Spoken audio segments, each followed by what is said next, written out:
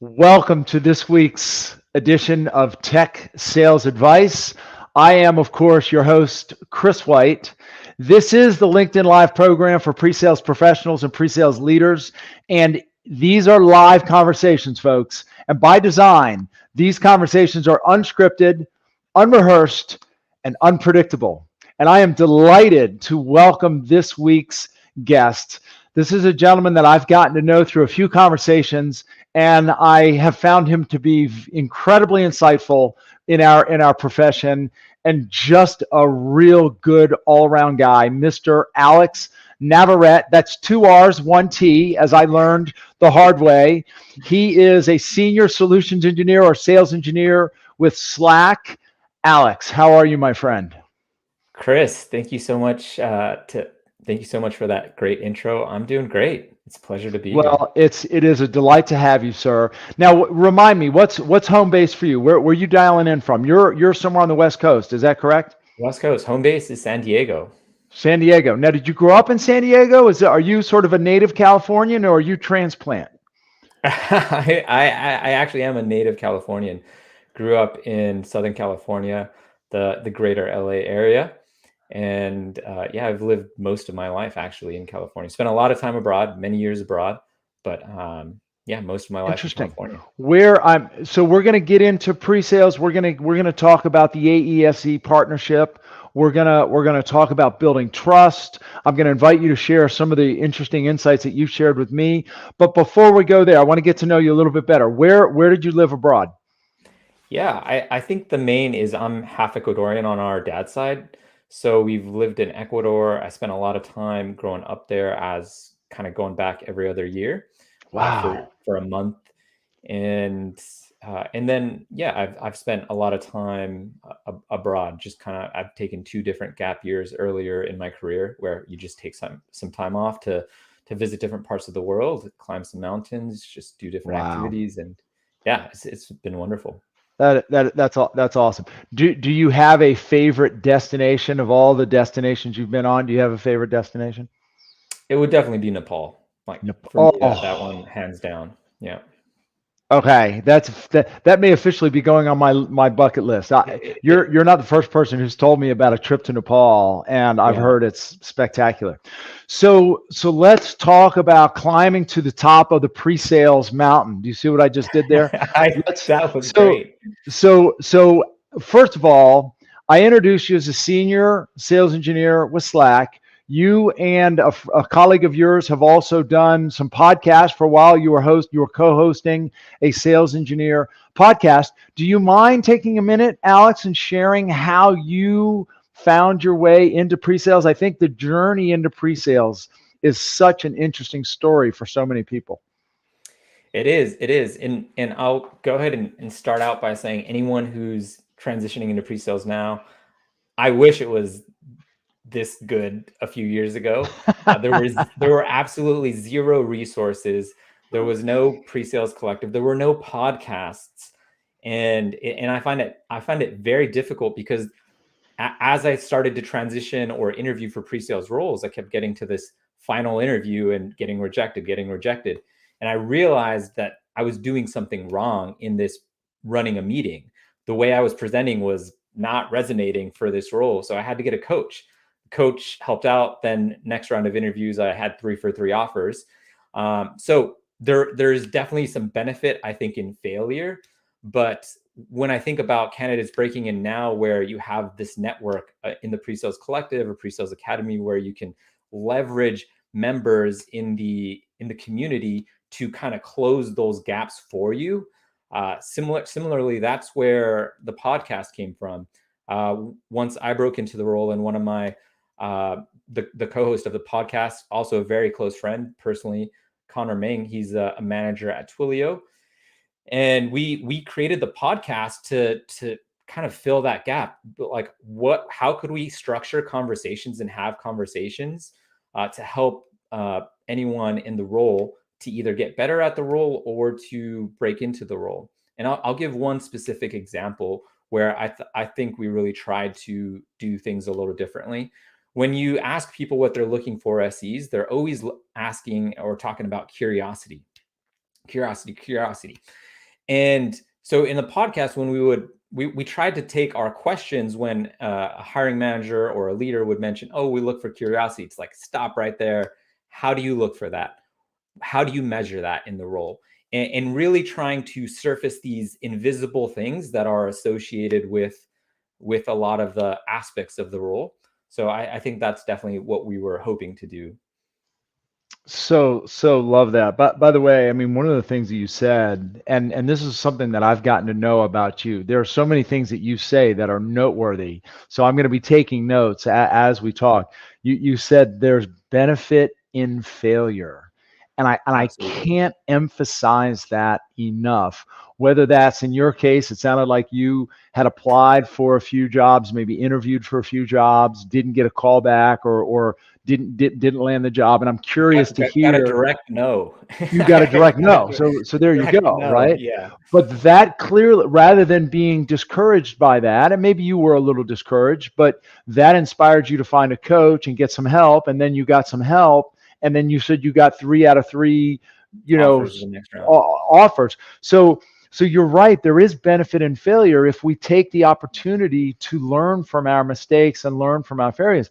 I am curious, as you reflect on that experience, were there certain things that in retrospect you realize that maybe you were doing or not doing in those interviews that you corrected after the fact and changed in your approach and got the 3 out of 3 offers? Absolutely, 100%. It's this is something that maybe isn't talked about as much, but I think to be successful as an SE solutions consultant, right? I'm just going to say SE moving forward, but it encompasses all of these roles. You need to know how to run a meeting. There are these invisible ways to run a meeting that don't get talked about, right? And some of them are very simple. Managing the time well, asking simple, direct questions, not engaging prospects in a specific way, not just throwing whatever question at them. So there are many more things, but I think previously I was just doing what I thought I wanted, which was just putting slides up and saying, this is what I think. And you really have to flip it to talking about what do customers care about? What are their priorities? And then finding ways to engage them. And several years into the role, I'd say like that sounds easy to do, but that's actually right. That is not easy to do. Well, and it's so true, Alex. Incidentally, we have the family printer is literally right behind me, and apparently my wife has printed off, like I think maybe five chapters of the Odyssey or something. So I don't know. Can you hear the printer behind me or no? I cannot hear it going. You No. can't hear it. Okay, I can hear it, and hopefully I'm about to run out of paper. in any event. There's so many things that you just said there that I want to double click on. First of all, you use the term run a meeting. It's so important for us as a sales engineer to understand that whenever we're either giving a demonstration, giving a presentation, maybe a whiteboarding session, it's not just delivering a message. It really is running and facilitating a meeting. Right. And when we're in front of the audience, they're all looking for us to facilitate a conversation and really engage and bring everybody through a discussion. Right. And like you rattled off 4 things that honestly, we could just put a bow on this conversation. People walk away with this and put a bow on this conversation and it'd be worth their time. First of all, what you use the term manage the time. I like to use the term clock management, right? Like we need to make sure that we're maximizing the time and we're maximizing the time of our customers.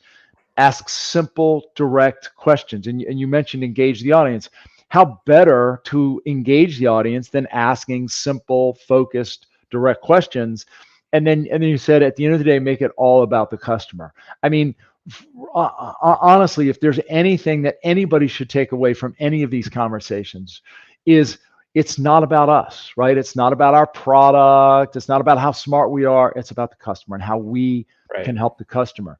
And Yeah. what I'm hearing you say is that maybe in a few of your earlier interviews, maybe you were too focused on just product or yourself and your smarts rather than how you would relate to the customer. Is that sort of the correct interpretation there? Definitely. I mean, there was a meeting where I pulled up a code editor to show the command line because I was like, oh, I want them to know that I'm smart and that I'm technical and look how easy it is to use this API. And that is a huge, right? I recognize now from a decision maker's point of view, which you really need to grasp.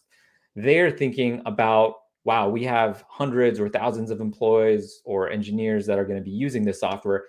Now we need to train all of them. Now, right? So you're just showing how difficult this is, but you think you're showing how easy it is, and so it's developing that awareness of what do Mm, you show, why do you say what you say, and I think just to give an analogy about meeting management, something that even just today I'm still working on, the beauty of being able to give concise and clear responses to questions rather than rambling. Because every time mhm, you ramble, you're burning minutes from a meeting.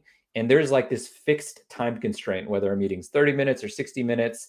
And some level people join late, some, intros, then a different section, maybe one of your teammates or partners goes longer. So you're really playing with a very fixed amount of time. And every time you ramble unnecessarily for 2 minutes or 3 minutes, just to feel like you're giving the most thorough answer, you've just burned several minutes that now you can't get to that discovery question that has the gold of the meeting. Now you can't end early where we can talk about, hey, where do we go from here? What questions do you have about the product from a technical perspective, security? None? Okay, great. Let's talk about moving forward. So learning how to be concise in answers and with your questions and always knowing what your priority is.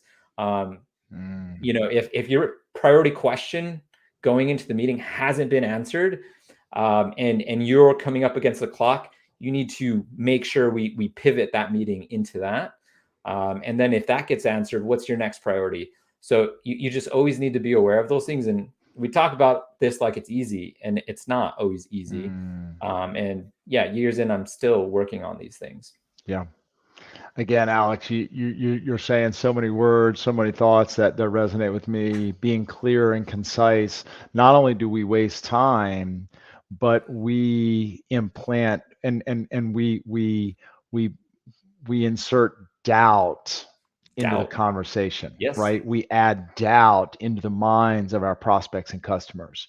Because if we're rambling and sort of bumbling, then we do begin to lose credibility. We do Yep. begin to come off as maybe someone who's not sure about the answers, and maybe even worse, that we're trying to hide some things. Incidentally, just a shout out to some of the folks who are chiming in. Alvin Regis, nice to see you. Running a meeting, such a great topic. And I agree, Alvin, it's not talked about enough. We need to emphasize closing the meeting, which I love. And by the way, I mean that studies have shown that people remember the beginning and end more than anything. And I love this idea of the three W's: who does what, by when. Excellent. And my colleague Bill Balnave has joined in. Bill, good to see you, my friend. Rambling equals time wasting. Very good insight. What's the best thing to do when you're not sure how to answer? Good question, Bill. Al, Alex, do you have an opinion? What if someone asks you a question you're not sure how to answer? How do you handle that, Alex? Yeah, so there's always nuance to these questions. I think knowing no other context about the meeting or what's happened previously, I think honesty and authenticity is probably going to be your best approach, especially to maintain that trust and credibility with customers. Sometimes, even if it's a super simple question that you should know, just handle it authentically. Be like, that is a fantastic question. I really should know that. And let's talk about it. Tell me a bit more about like what you're hoping to accomplish and why this matters. and I'm gonna make sure to follow up with you after this call, and we'll get that answer. So maintain the credibility, be authentic, and then the key part is also follow up to find that answer. I think that's okay. No one expects you to know everything. And over time, you're gonna develop hopefully the skills. Oh, the last piece, I say, anytime I get a question I don't know that I can't answer, whether it's technical or even sometimes they're like, why should we use this? How's this different than this? And if you like stumble over the answer, at some point in the day, I just sit and draft the most perfect response and make sure that I never not know that answer again, right? Like really take that in and don't make that again. Over time, then you just have really strong answers.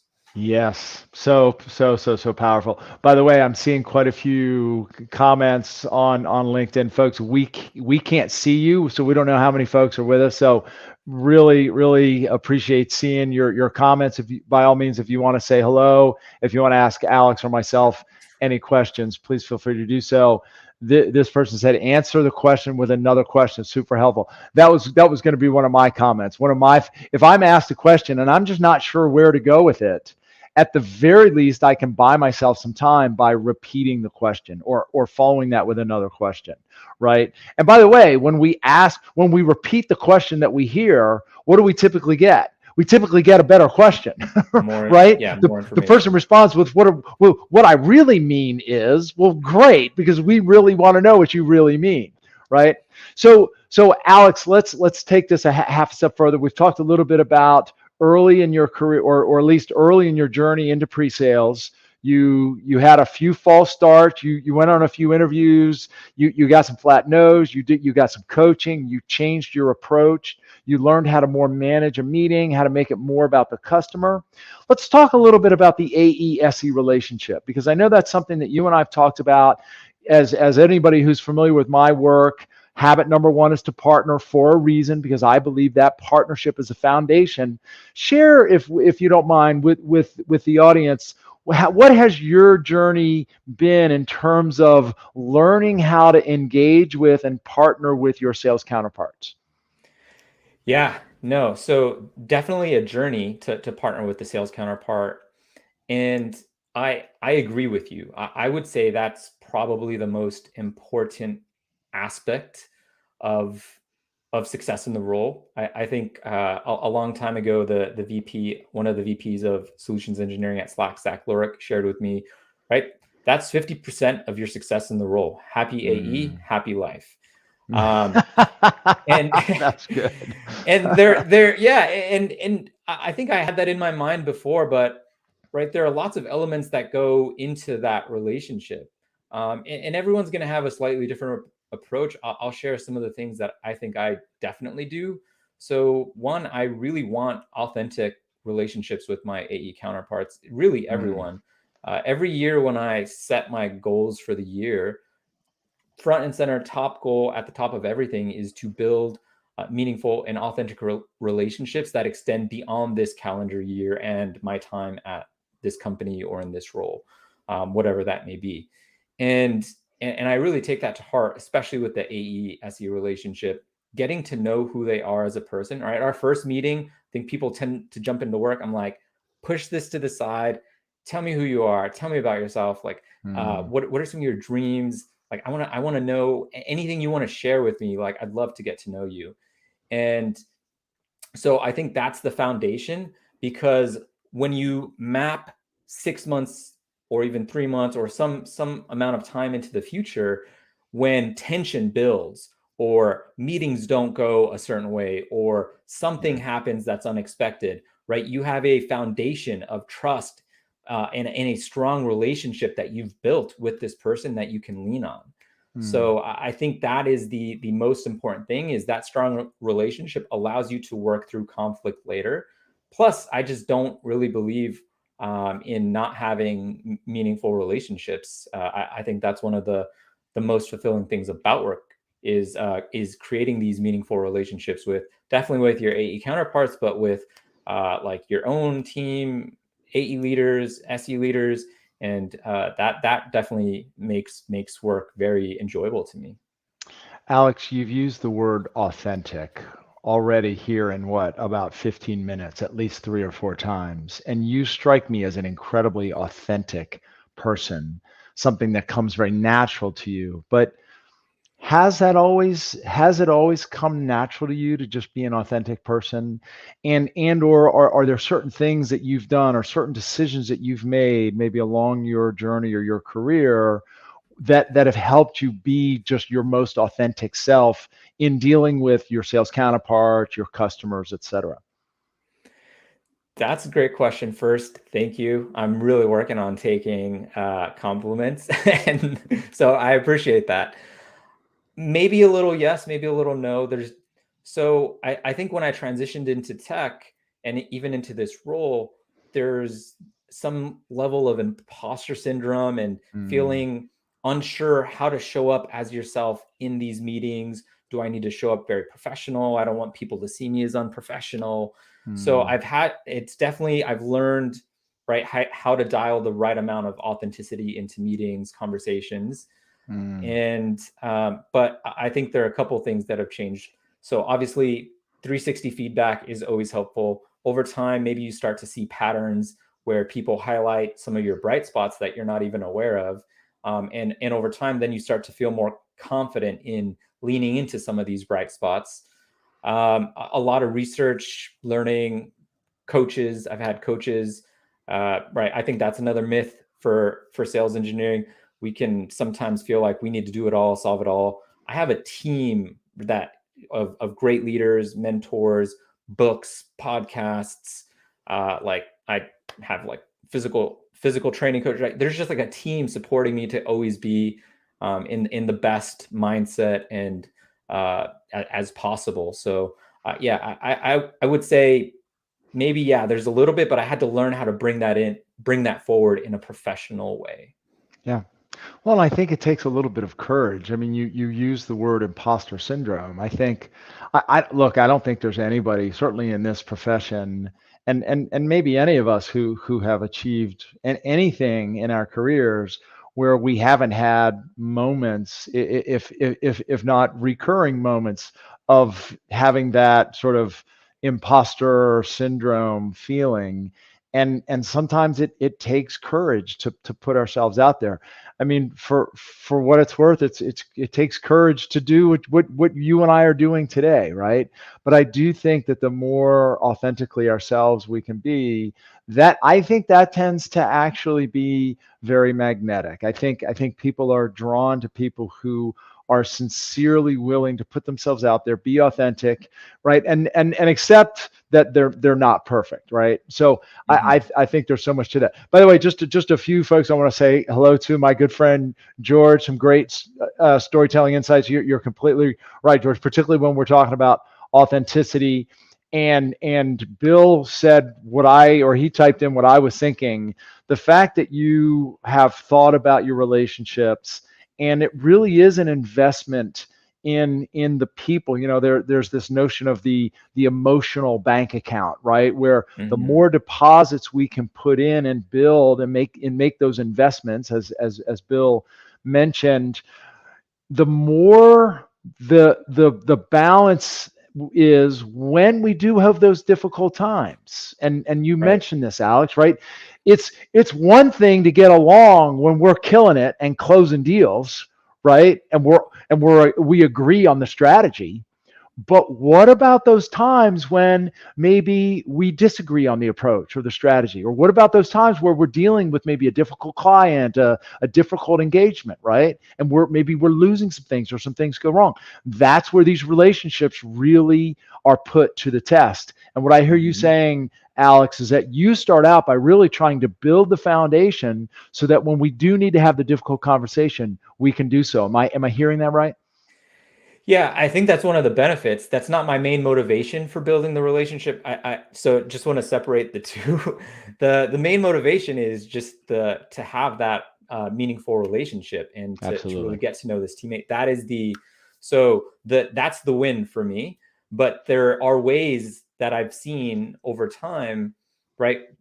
If you're in this role long enough, there's no way things aren't going to go wrong. And there's so much you can't control.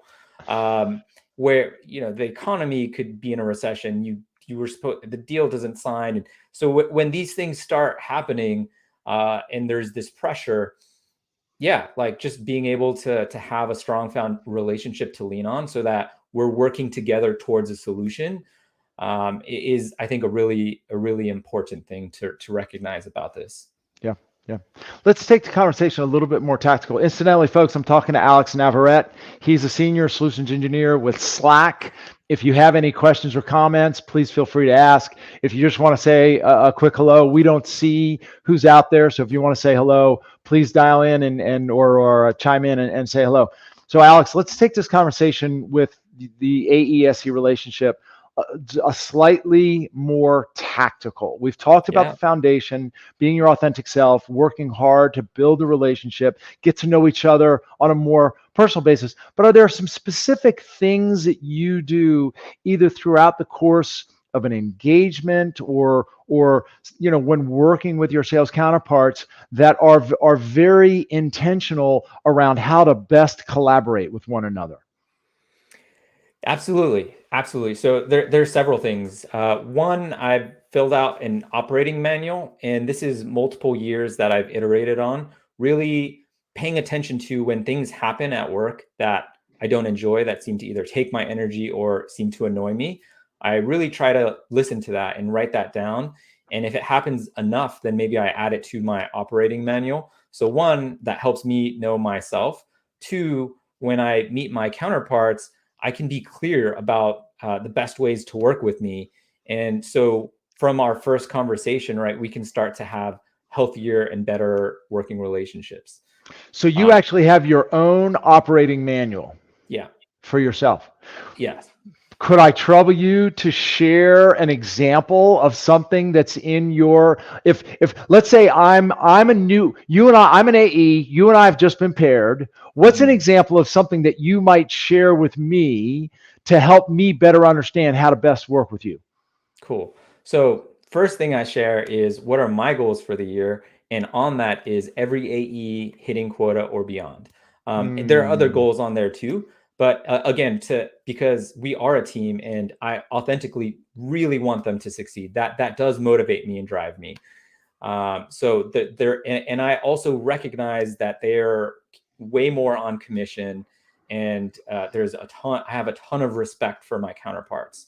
So that's, I think that's number one. But as far as drawing boundaries, one very clear one for me is booking time outside of working hours.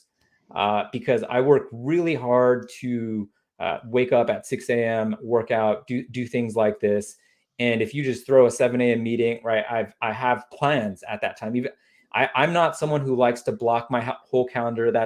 Then I have to manage updating every minute block. And I don't have time for that. I'm always working on whatever is the most important and urgent. And there's an element of trust me that I am. But so that's one that really. And now that being said, if that's an important meeting that we're both aligned, like if you talk to me, be like, hey, this is an important meeting. This is one of my tier 5, like top 5 accounts, X amount of revenue. They can only meet this time. If we talk about that, like 95% of the time, maybe 99, I'm going to say yes, but just talk to me first. So I don't feel like I'm just like some like pawn or resource and being pulled into this meeting with zero context.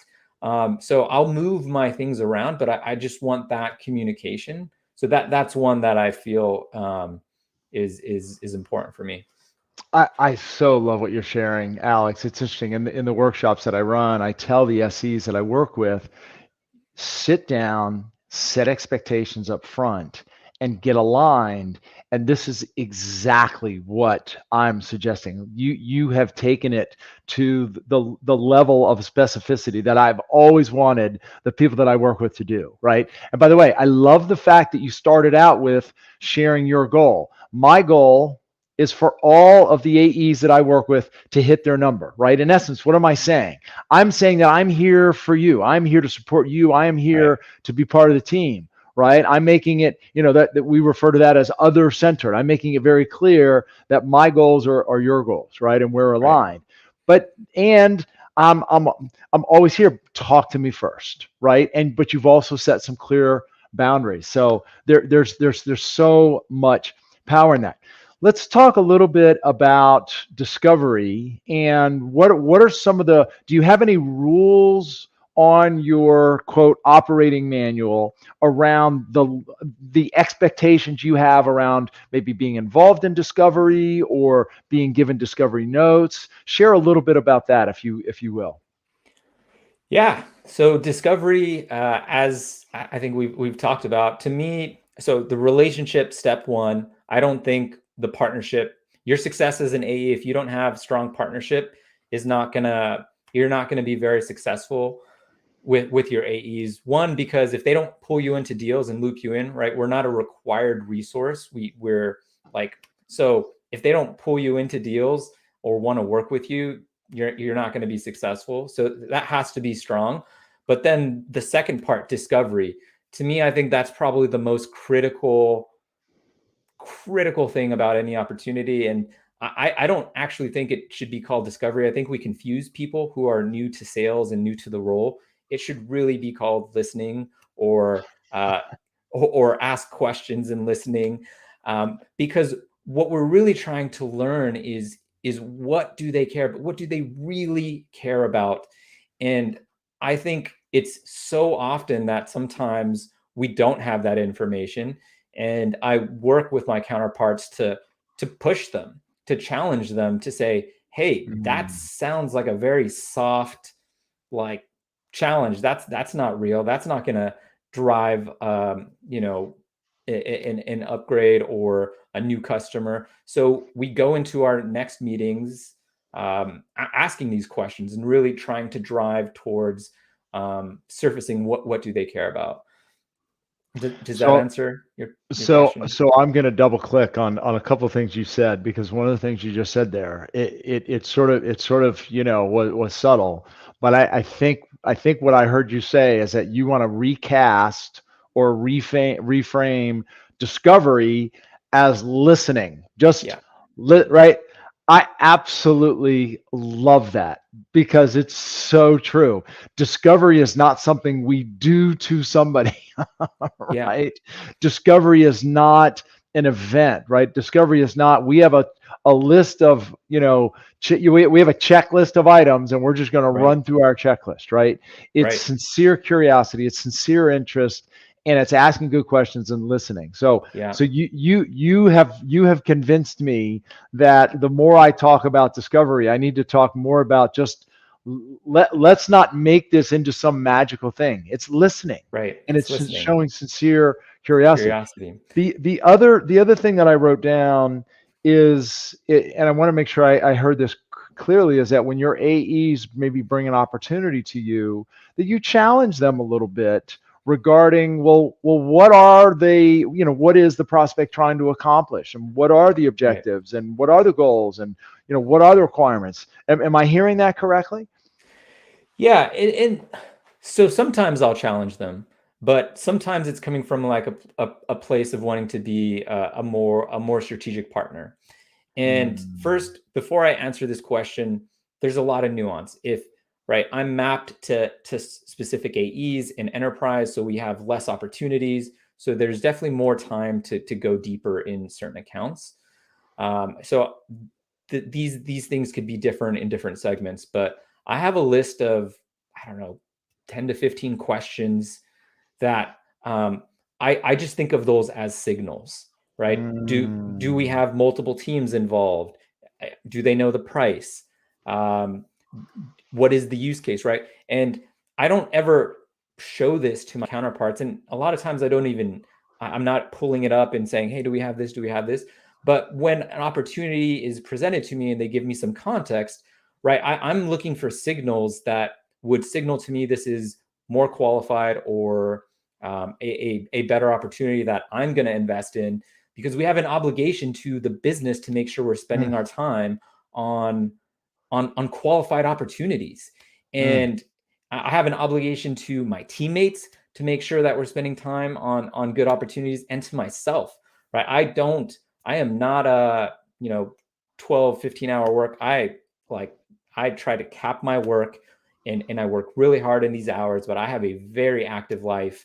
outside of work. So the obligation to my family and friends to make sure that we're spending time on meaningful activities. And so I kind of just make sure that we have some positive signals. And the thing is, if we don't have positive signals, that's okay. We can pick the most important ones that we want to surface in the next meeting, be like, let's go into this next meeting. Our priorities are to surface these things. And I work with them to make sure that we're aligning some of the most important things. And I just see this as being a partner. And by asking questions, it's like helping us formulate the most important business case. And rather than me just saying, no, I don't think this is an opportunity, I'd be like, hey, what do we know about this? What do we know about this? What about this? And then be like, great, we don't know this. All right, let's go into this next meeting. Let's try to surface these things, and that'll help us qualify this opportunity. So I think that also maintains a really healthy and strong relationship with AEs.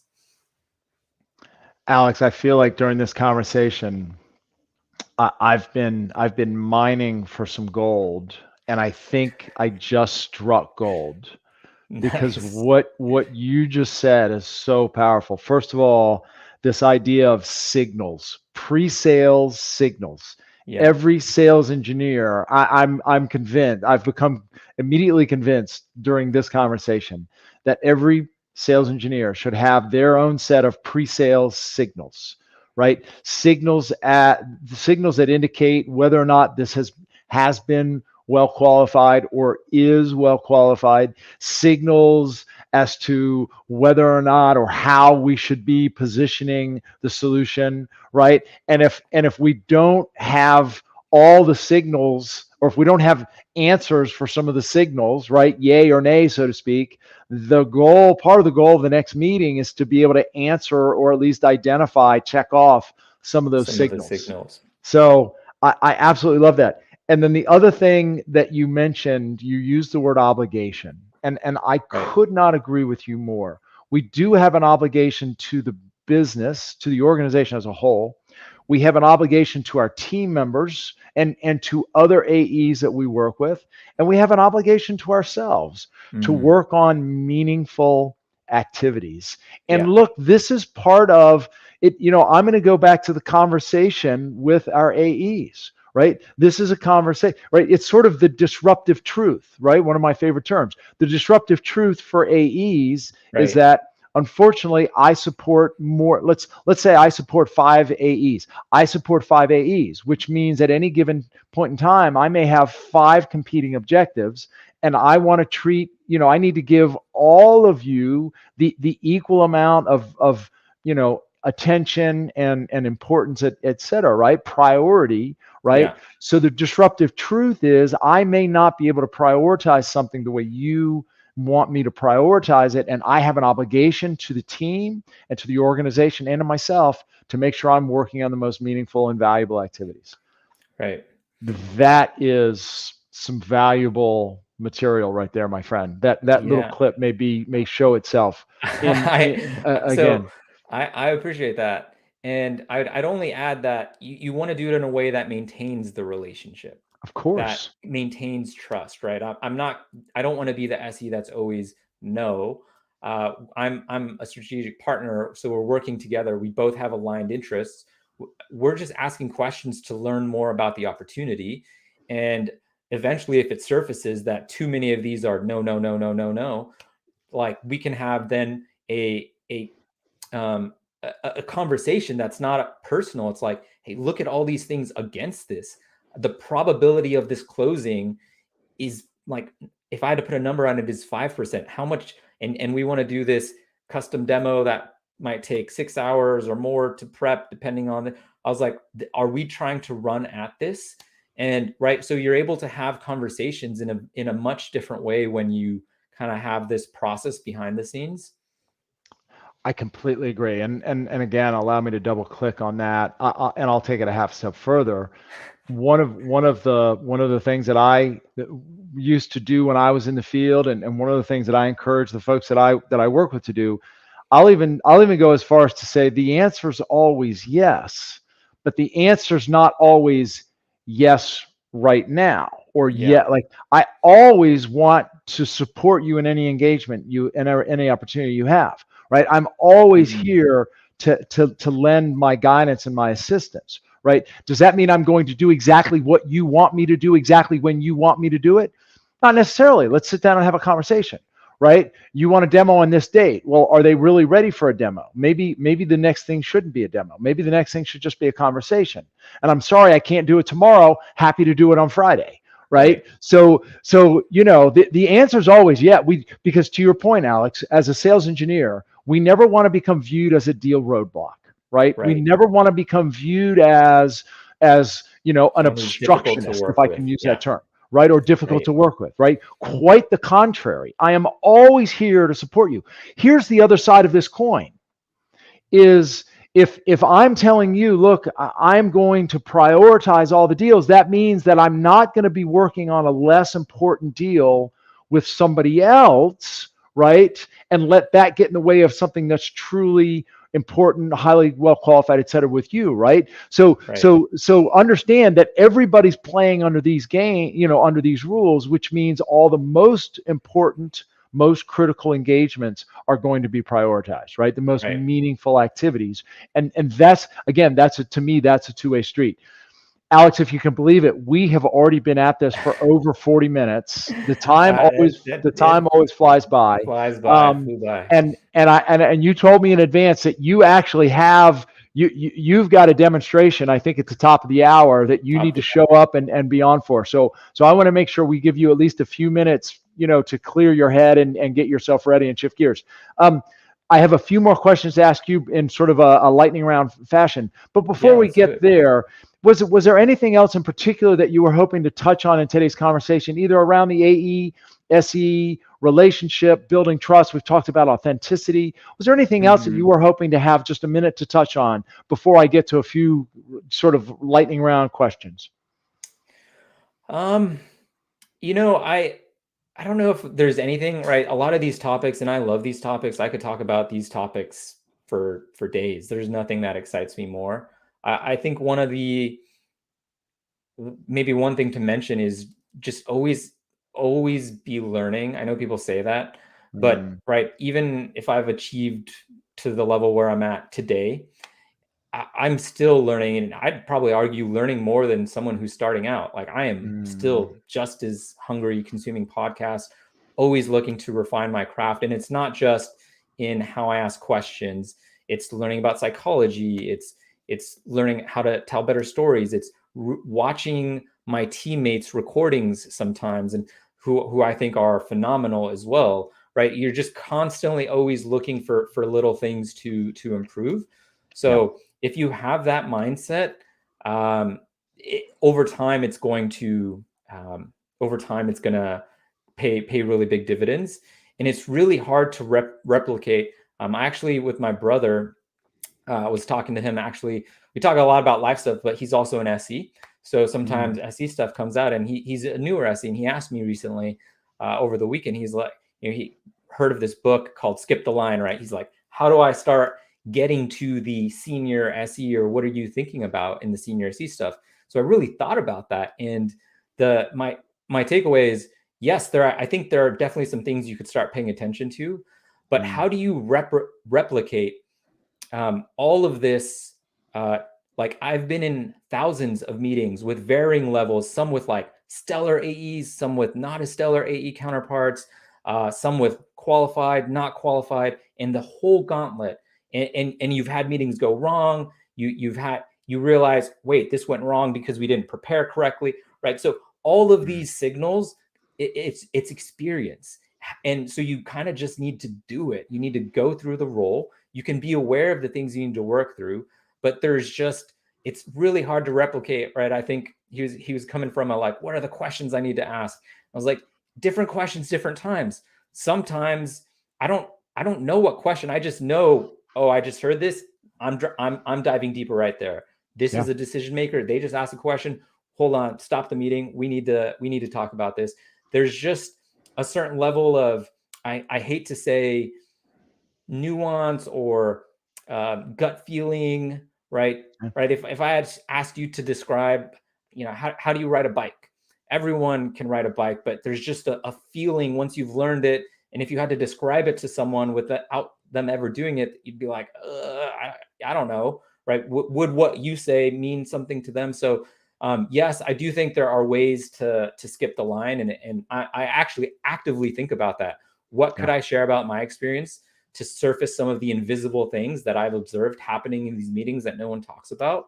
So I do think about that often, but I also think about there's just some benefit to like playing, being in the meeting and being in the room and getting hundreds of reps of wins and losses and then bouncing back. So well said, Alex. And it's interesting. We started out today's conversation talking about habit in the framework that I wrote about habit number one, which is to partner with our sales counterparts. And really we're wrapping up with habit number 6, which is to perfect our craft. And earlier you said that if there was ever a question that you couldn't answer, or if maybe a customer asked if the tool or the platform could do something and you didn't have a good answer for it, you made it your business to find a good answer, right? You perfected your craft. And even as advanced as you are in your pre-sales career, you're continuously learning and developing. To me, it really is that habit of continuous and constant improvement and learning, whether it's questions that we can't answer in front of a customer or just the desire to learn more, right? To develop more, whether it's negotiating, presenting, discovery, the psychology behind sales, et cetera, et cetera, et cetera. And by the way, the buyer's changing, the buyer environment is changing, right? The industry is changing. There's new tools coming out. So, at the end of the day, I think the moment we stop learning is the moment we stop living. I sincerely believe that. So honestly, no truer words have been said. All right, Alex, real quick.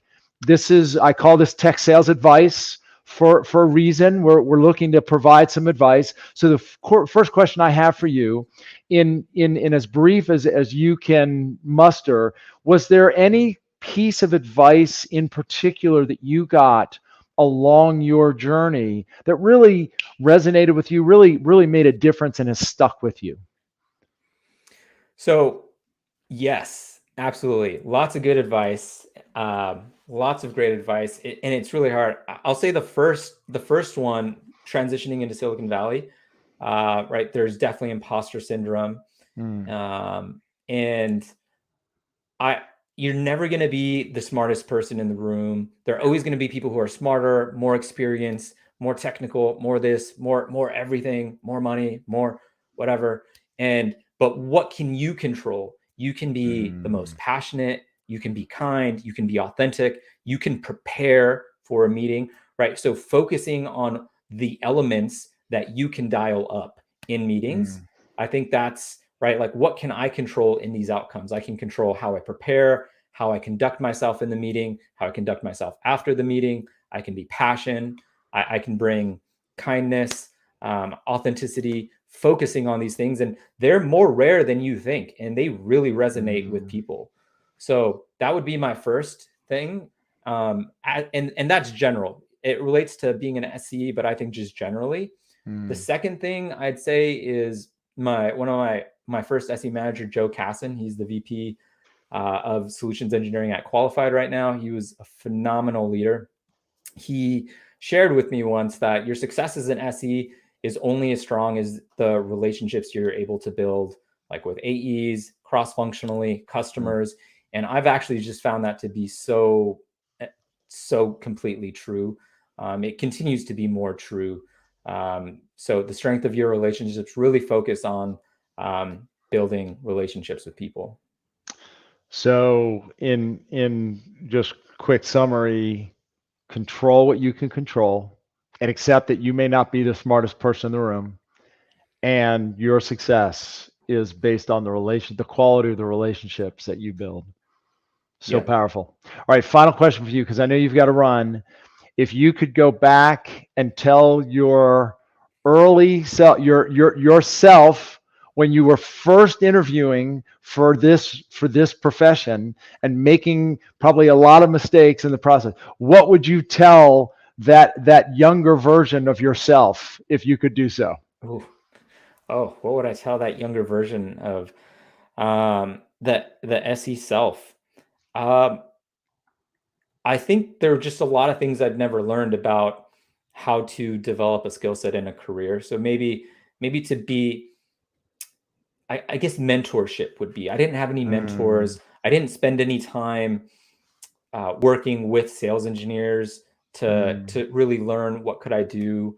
I, yeah, I think that would be a big one, is just mentorship, so that you have kind of a view into other team members who are doing what you're doing. And that's probably the reason I didn't get several jobs, was I just hadn't learned what I needed to learn because I hadn't spent the time. I got a mm, I was a post technical implementation engineer, did really well in that role. But after a few years, they were like, hey, like, people used to describe being an SE. Oh yeah, same thing as like, the product like an expert, same thing, come. And no one, they just like threw me into that and didn't work out. And you started to realize, you're like, it's not the same thing at all, actually, but people tell mm. you it is. So I guess mentorship, definitely don't discount that. Whether it's pre-sales collective within your organization, both, really, that's probably a big one. Yeah. No, that's great. I mean, it's so important to get mentorship, and you use the word time, right? It does take time, right? It's not that difficult, right? But we do need to invest in ourselves. We need to invest the time to learn the differences, right? To learn sort of you've used the word nuances, to learn the nuances and what does make the difference between a post-sales consultant or a post-sales role versus a pre-sales or just a sales role, right? Mm-hmm. There are Yeah, very specific things, as I like to say, there are very specific things we need to say, show, and do in order to consistently get and achieve the victory. right, And it is different than what the role that we have after a customer has become a customer. right. And I think that's a great piece of advice. Alex, I've said this to you before. I think I even said it in the post. You are such a likable, authentic person, and you've got great insights as a senior sales engineer. Thank you so much for joining us today. I know you've got to run and give a demo, so I want to give Yeah. you as much time as you can, folks. Thank you so much for tuning in. If you've stuck around, appreciate all the comments that we got. If you like these, I want to encourage you, follow hashtag tech sales advice. Go to the website, techsalesadvisors.com, to learn more about what we do. You can also check out demodoctor.com. Alex, good luck in your demo. Good luck in the Awesome. rest of the year. Hang around Yeah. just for a second. I'm going to give you your parting gift. And for the Yeah. rest of you, thanks so much. We'll see you next week. Bye, Thanks all. so much, Chris. It's a Yes, pleasure. indeed. Bye, Bye. Alex.